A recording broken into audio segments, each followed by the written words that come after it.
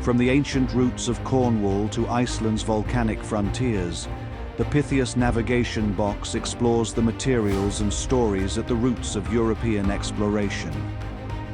These are not souvenirs, but handcrafted artifacts inspired by archaeology and research.